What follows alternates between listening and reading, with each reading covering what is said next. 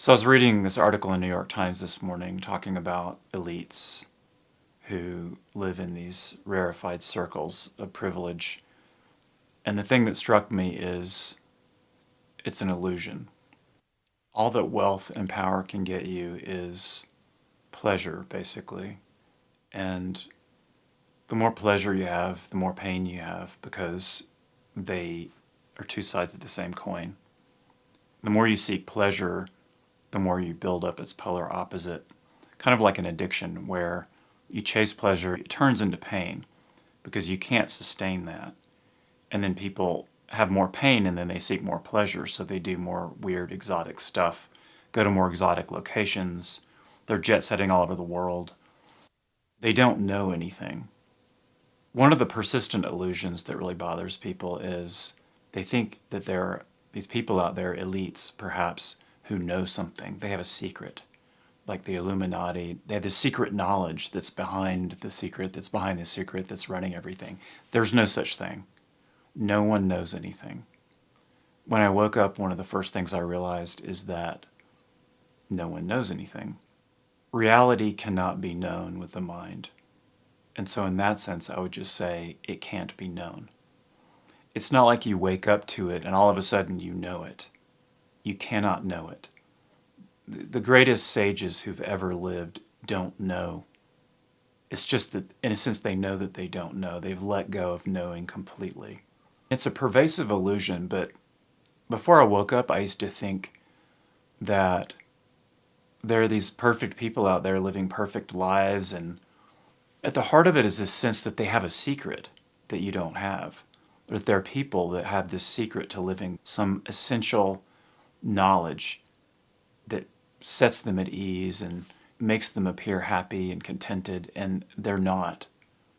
Once I woke up, I saw it very clearly. It becomes very clear because there's a field of utter stillness that reveals that it's basically like drowning people flailing around and going under and just struggling to survive, chasing pleasure, having power over others, trying to dominate people.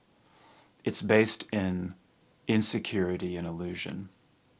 So that's the main thing I want to get across, is that I think people that get into this work of waking up, they want to wake up. They sense there's something real, something true, something beyond the world that satisfies.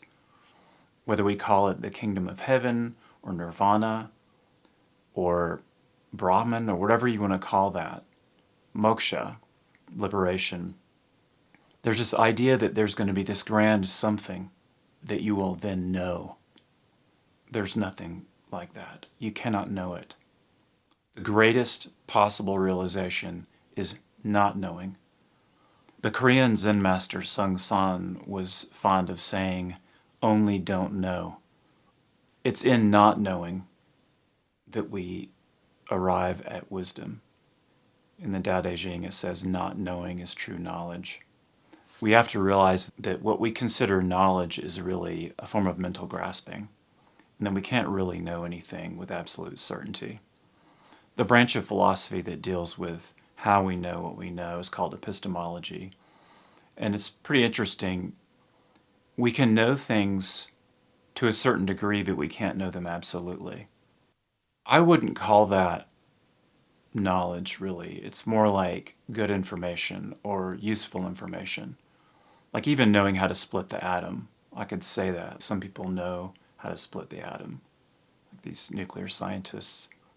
The scientific method is very clear that we can't know anything with absolute certainty. There's a lot that goes into it. I really reflected on these things. It could be that we're having a dream and we think that something is happening and we can't really know it because it's a dream, it's an illusion. So there's no way to really know that. Like, how do we know this isn't a simulation? How do we know it's not like The Matrix? In the movie The Matrix, one of the characters, and this is a spoiler alert here, but one of the characters sells out and he gives information to the agents in the Matrix so that he can be put back into the Matrix and go back to sleep. And there's a scene where he's eating this really nice steak, and he's eating it and he's just, oh, it's so good. And he's like, I don't even care if it's real or not. Just it tastes good. Who cares? It's an illusion. So he's caught up in this pleasant illusion. And that's kind of how life is.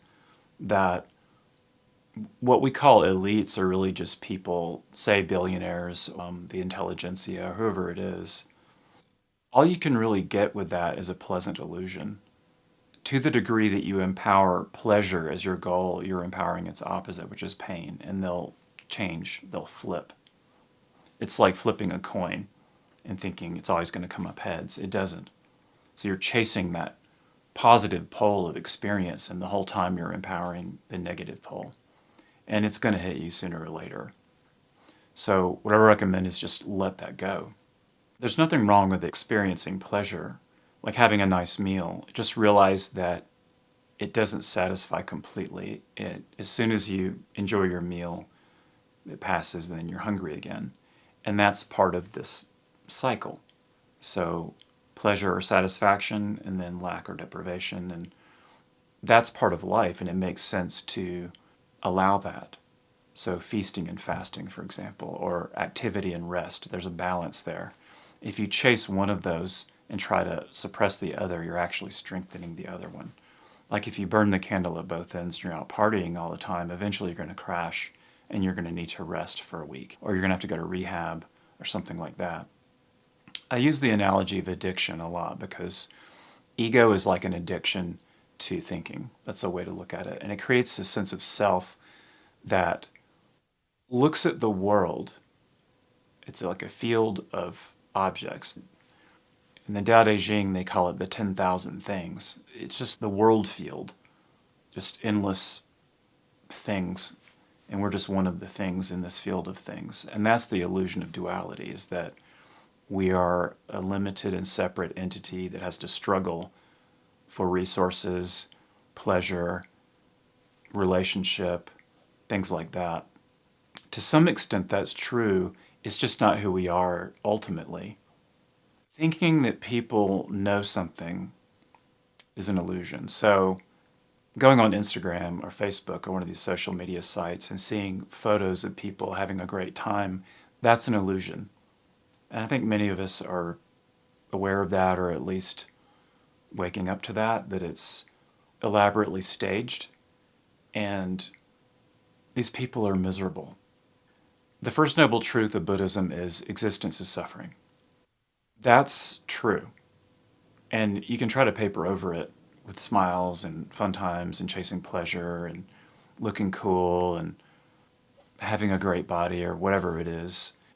When I see someone with a nice body, for example, or let's just say a conventionally perceived beautiful physical form who's on Instagram preening, or say a model or someone who's in some sense saying, look at me, I know what I'm doing, I've got it made, all I see is a rotting corpse in progress. People who invest in beauty, there's nothing wrong with that. Like putting your best foot forward.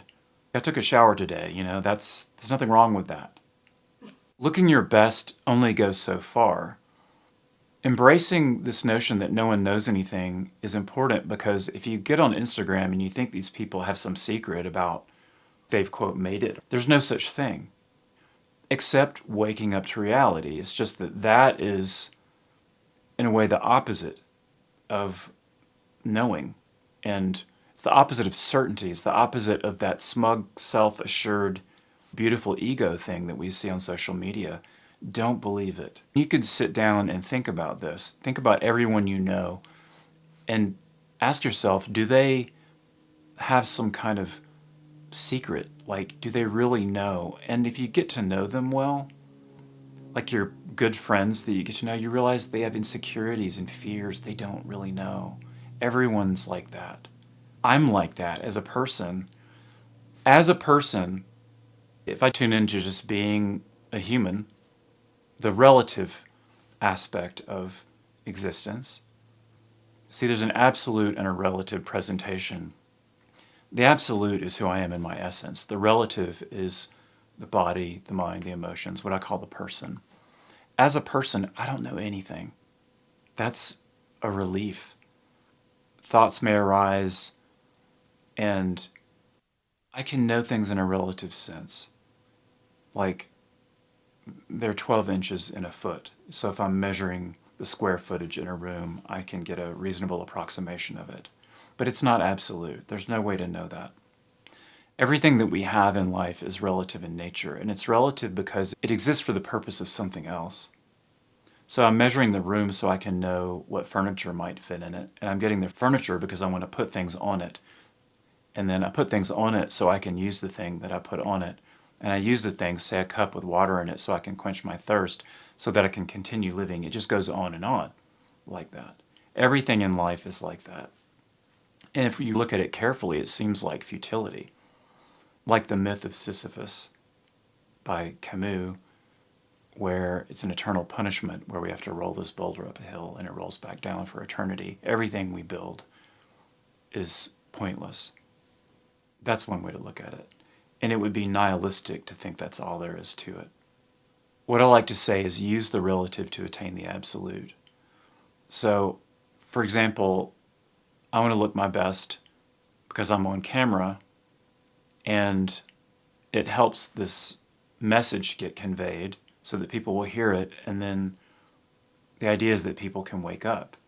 And then waking up to the absolute is satisfying, and in a sense ends that cycle of futility. That cycle of futility is called samsara. It's a cycle of birth and death, chasing pleasure, avoiding pain. It's pointless. Except when we realize the purpose of it is to wake up. It's like Eckhart Tolle's book, A New Earth. It's a really good book. I like it. It's called A New Earth, Awaken to Your Life's Purpose. And I always thought it was funny that basically what he says in it is your life's purpose is to wake up. So awaken to your life's purpose, which is to wake up. So awaken to awakening. You know, if there's a golden escalator, it's that. It's not relative in nature. It's not worldly. It doesn't lead to some certainty or certain knowledge. There's no such thing. It's the surrender of all that. When we let go of trying to know, because we can't, it's wisdom to let go of trying to know with absolute certainty. The more we do that, the more we start to wake up to reality. A reality isn't knowable, so we let go of knowing, and to that degree, the unknowable becomes more apparent. It's a state of awareness. It's a realization that's not based on mental grasping. So we relax the grasping, and it's like a light that dawns. It's not literally a light, it's consciousness itself. When I talk about it, there's something called a concrete referent. A concrete referent would be, if I say book, the word refers to the concrete thing. If I say consciousness itself cannot be known. The words I'm saying point toward it. When I talk about it, I start to become aware of it, and when that happens, I notice that it's harder to talk, because the words don't matter. It's a realization. It's deeply satisfying, harmonious, and you can't chase it. You can't have it. You can't know it. It eludes your grasp because it can't be grasped. It's actually quite beautiful that way. The so-called elites that we think know things or are in possession of some wisdom, it's a charade. They're putting on a show. They don't know. I've met people like that. They're deeply unhappy. And what they want more than anything is that great secret that will soothe their pain permanently. What is that? The fountain of youth, the answer, the secret, the absolute, the grail, whatever that is. It's kind of a cosmic joke because you already are it. And it's all this mental grasping and chasing that keeps us from realizing it. Like I am sitting in a chair. To the degree that I'm distracted by other things, I don't even realize that I'm sitting in a chair. It's like that. It can't be described. So unlike sitting in a chair, the referent is actually a state of awareness. Is it a concrete referent like a physical thing? It is the source of all physical things. It is the essence of all physical things. So yes, the words point toward it. They, in a sense, refer to it. I use the things of the world to teach, to share. I talked last time about a chalice, a fancy cup, basically, a grail. My understanding is the Holy Grail was the cup that Jesus drank out of at the Last Supper. So it's a symbol of something sacred. It's sacred because we can use it. Any object is made sacred by consecrating it. To consecrate means to make sacred. We consecrate our body, our mind, our emotions, all of that. The person is a vessel. It is nothing of itself. It is a vessel meant to share love, to share awareness of our true nature, and to help wake up the planet. That's what it's for. We're here to wake up the multiverse, the omniverse, whatever you call it, all worlds, all beings. It begins with one, and it begins with you. You're the one. If you're not going to do it, who's going to do it?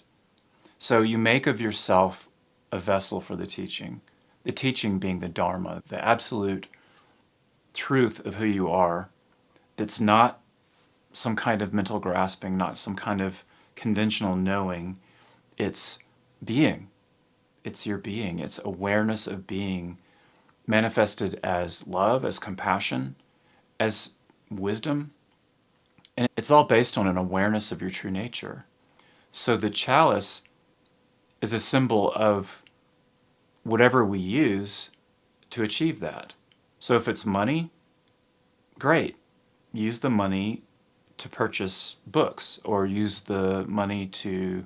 I used money to buy a camera to record this video. It is being put to use not for some other relative thing that leads to some other relative thing, like an endless loop of insanity, like doing one thing for something else, and oh man, I better get some cocaine and some steroids and some opium or something. That's where it goes. It wears us out and we don't know what to do. So we turn to drugs, we turn to basically pleasure and ignorance, like forgetting, oblivion. It doesn't work. That's part of samsara, that's part of the cycle. Even investing in family, we say, oh, family's everything. What if your uncle is abusing you? Is family still everything? Are you still going to cling to that? It doesn't make any sense. If your family loves you, which they often do, it's pretty typical, then it's love that's everything. Does your family manifest love, or is it some kind of possessiveness or control? Is it enmeshed? Is it like Velcro, where they try to draw you into some kind of maelstrom of shenanigans? It's unpleasant, it's unhappy. You don't have to do that. All you need is to wake up. Truth itself, you already are that. So you make yourself a vessel and you share. Someone might ask, you're saying you can't know anything, or that you don't know anything. So why are you talking, and what is this about? If it's not knowledge, then what is it? It's a certain kind of knowledge. It's just not based in grasping. It's not a conceptual knowledge. It's knowledge through identity. We could just call that being. So we are it. And that essence that we are, in a sense, knows what to do, when to do it, with whom, how often, and all of that. We need the relative to support the absolute. That's the beauty of it. That's what makes life worth living. Use the relative to attain the absolute. It's not something that you create. It's something that you already are. So it's letting go of illusions. Letting go of the false reveals the true. That's really what it is. Once you've attained it, then you share it. You use the relative to share it, to love your neighbor. Jesus' disciples asked him which commandments they should follow of the 10 commandments that we've all heard of from the Old Testament. And he basically says, you know what, forget about that. There's just 2. Love God and love your neighbor as yourself. Love God and love neighbor as yourself. Loving God means loving truth itself. So stop lying, for example. Commit to honesty. That's one of the most important things that you can do. If you're still lying to yourself or others, stop doing that. Commit to telling the truth. Commit yourself to this path of awakening It sounds kind of grandiose. I've heard people say, there's no path, it's just, it already is. No, just forget all that. It means the things that you do, I mean, it's like you're in a dream and you're taking steps in the dream to wake up. So it's like saying, well, those steps aren't real, so there aren't any, so just kick back and don't worry about it. No. Wake yourself up. You're hearing something. Wake up. The awakening comes from beyond the dream, but it manifests as things that arise in this worldly dream state. So Jesus said, love God and love your neighbor. That's all you have to do. So loving God is, in a sense, loving truth in all its forms. Loving your neighbor is being kind. It's seeing your neighbor as yourself. So he doesn't just say love your neighbor. He says love your neighbor as yourself. The open secret that's hidden within that saying is your neighbor is yourself. That the essence that I am is the same as the essence that you are. And that when we share that, we call that love. And it's beautiful, it's brilliant, and that's what we're meant to do here, is share the chalice. Make of thyself a vessel. Let yourself be used. Take care of yourself. I don't mean used like abused or misused. Loving God and loving your neighbor as yourself is the path, really. Take care of yourself. Share whatever wisdom you have. Remember that you can't know anything. So don't get puffed up and think that now you know things and that you're going to tell people how it is. You let go of all that and then just share from your own being. That could manifest as words. It could be a nod to a stranger, a smile. It's a silent knowing that says, I see you. You are worthy of respect as a being. Now, why is that? Because the being that I am sees the being that you are. So really all we're trying to do is get the falsehoods out of the way, the ideas we have about each other that are false, and they're all false. They may be useful, but they're not ultimately true. Be happy with what you have and use what you have to be happy. And the happiness is in your being, not in anything else. Sometimes awakening seems like this grandiose struggle. And I'd have to say that I used to think that. And for me, it kind of was. It doesn't have to be that way for everyone. That's just what I needed, I guess. It needed to feel like some epic mountain climb and reaching the peak. And it's just you get there and you realize that that was just one way to do it. So think about where you are in life. Think about what you have and where you want to go, who you want to be. I know for myself, I wanted to wake up. It was deeply intuitive. I saw that the world did not have answers that would satisfy me. I just didn't buy into it. I didn't want to climb the corporate ladder. I didn't want to do any of that. I did what I had to do. So use what you have. It doesn't matter what job you have or don't have. It doesn't matter how much money you have or don't have. Start with where you are.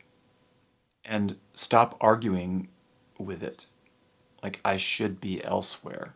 That's the source of suffering. I'm sitting here because I should be sitting here. When I reflect on sitting here, it's the most amazing thing ever. I just want to be here. It's completely happy and wonderful. And in a sense, purposeful. It's just, it doesn't need that any more than the ocean needs waves. It's just, when I see you, I love you as thyself, myself, thyself. Wake up. We're all here, waiting, and yet not. Think about your life, think about where you are, and if you want to wake up, just use what you have for that.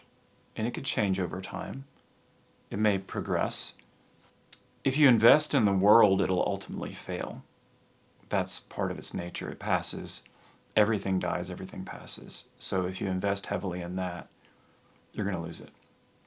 That's just a fact. If you invest in the eternal, becoming aware of it, waking up to it, realizing your oneness with it, that does not pass. That you get to keep. But you can't grasp it. So it's not something that you hold on to. It's like when they used to bury kings with all these possessions, like they were going to be able to take them. It's ridiculous. The only thing you take with you is how much love you have realized in your lifetime. Love being the recognition of your true nature and shared with others. That's the purpose of it. That's the chalice. That's the grail. And in a sense, it's given and it's received. You give the gift of receiving and you receive the gift of giving. You share. That's love. That's what this is. If we're caught up in illusions, we think we know things and we're puffed up with ego, it's harder to love. It gets distorted. We all know what it's like to fall in love and then lose it and act like a complete asshole. I've done that. I try not to do that. It's the nature of the human condition to get afraid and be arrogant and lie, all kinds of things. Just work toward being more honest and more faithful and in strengthening your relationships and your ability to be with people. Waking up is not a solitary exercise. It is something you do for yourself, but you're doing it for yourself for the sake of others. So it is a compassionate activity. It's like you're in a prison and you're with your friends and you're all chained to the wall. You're all bound. You free yourself first so that you can free your friends. That's what you do. If you try to free your friends without freeing yourself first, it's not going to work. So wake yourself up and then help others wake up. That's how it is. You don't do it because you should do it. No one's making you do this. It's beautiful. There's no judgment. You do it because you're called, because you sense or feel or intuit, or perhaps you've realized to some degree this indescribable beauty that we are, and you want more of it. Maybe you don't know how, or maybe you're practicing, you're doing what you can. This channel is here to help give you ideas of what to do next, as well as provide an access point for that wisdom that's transmitted in stillness. That's always going on, even when the words are being said. One may ask me, like, why are you talking? You're saying you can't know anything, so why am I listening to you? I am. That's the answer. The I am that we are, the being that we are, knows everything, but that's because it is everything. See, it's knowledge through identity. It is. It already is. When we try to grasp, it implies that we don't already know by virtue of being. It implies that we are not it when we are it. So we learn to relax that part. Waking up is just realizing that essence, and then we use words because that's part of what we have to help. But the words themselves are really just pointers.